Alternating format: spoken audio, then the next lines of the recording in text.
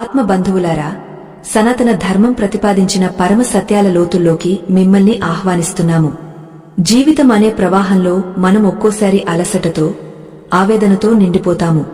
మన చుట్టూ ఉన్న పరిస్థితులు మనల్ని ముక్కలు చేస్తున్నాయని, మన అస్తిత్వాన్నే దెబ్బతీస్తున్నాయని మనం భయపడుతుంటాము. కాని జగద్గురువు శ్రీకృష్ణ పరమాత్మ బోధించిన గీతాసారాన్ని ఒక్కసారి ఆకళింపు చేసుకుంటే మనకు ఎదురయ్యే ప్రతి అవమానం, ప్రతి ఓటమి వెనుక ఒక అద్భుతమైన నిర్మాణ క్రమం దాగ ఉందని అర్థమవుతుంది. ఈ ప్రయాణం కేవలం మాటల కోసం కాదు, మీ అంతరాత్మను మేల్కొలిపి మీ జీవిత గమనాన్ని మార్చడానికి ఉద్దేశించిన ఒక దివ్య మార్గదర్శనం. ముందుగా ఒక చిన్న హెచ్చరిక. ఈ విజ్ఞానమనేది అత్యంత విలువైనది మరియు లోతైనది. కేవలం పైపైన వింటూ కాలక్షేపం చేయాలనుకునే వారు లేదా సహనం లేనివారు ఈ ప్రయాణాన్ని ఇప్పుడే ఆపివేయవచ్చు. ఎందుకంటే మార్పు అనేది నిశ్శబ్దంగా, ఏకాగ్రతతో విన్నప్పుడే సంభవిస్తుంది. హృదయంలో నిజమైన తపన, జీవితంలో ఎదురయ్యే సవాళ్లను ధైర్యంగా ఎదుర్కోవాలనే ఆశయమున్నవారు మాత్రమే ఈ జ్ఞానాన్ని స్వీకరించడానికి అర్హులు. ఇక్కడ చెప్పబోయే ప్రతి అక్షరం మీ ఆలోచన విధానాన్ని పరీక్షకు గురిచేస్తుంది, మీలోని అజ్ఞానపు పొరలను తొలగిస్తుంది.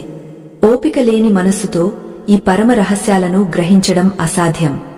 మనం ఈనాడు ఎదుర్కొంటున్న మానసిక సంఘర్షణలకు వేల సంవత్సరాల క్రితం కురుక్షేత్ర రణరంగంలో అర్జునుడు అనుభవించిన వేదనకు పెద్ద తేడా ఏమీ లేదు.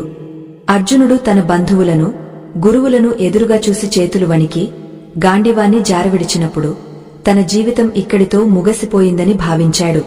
ఆ విషాదంలో అతడు తనను తాను విచ్ఛిన్నం చేసుకున్నాడు. కాని అదే విచ్ఛిన్నం నుండి ఒక మహావీరుడి పునరుజ్జీవం మొదలైంది. కృష్ణుడు అర్జునుడిని కేవలం ఓదార్చలేదు, అతడిని ఒక కొత్త మనిషిగా మలిచాడు.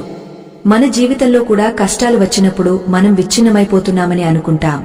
కాని వాస్తవానికి అది ఒక దివ్య ప్రణాళికలో భాగంగా మనల్ని మనం పునర్నిర్మించుకునే ప్రక్రియ. ప్రకృతిలో ఒక అద్భుతమైన సూత్రం ఉంది. ఒక విత్తనం తన ఉనికిని కోల్పోయి మట్టిలో కలిసిపోయి విచ్ఛిన్నం కానంత వరకు అది ఒక మహావృక్షంగా ఎదగలేదు. ఒక రాయి శిల్పి చేతిలో దెబ్బలు తిని తన అనవసరమైన భాగాలను కోల్పోయి విచ్ఛిన్నం కానంత వరకు అది ఒక పూజించదగ్గ విగ్రహంగా మారదు. అలాగే మన జీవితంలో వచ్చే వైఫల్యాలు మనలోని అహంకారాన్ని, బలహీనతలను చెక్కివేస్తాయి.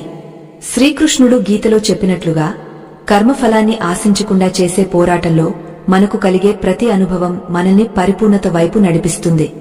ఇది నాశనం కాదు, ఇది ఒక దివ్యమైన మలుపు. ఆ మహాసంగ్రామ క్షేత్రంలో రథచక్రాల చప్పుడు, శంఖాల ఘోష మధ్య అర్జునుడి హృదయం భయంతో వణికిపోయింది. కళ్లల్లో నీటి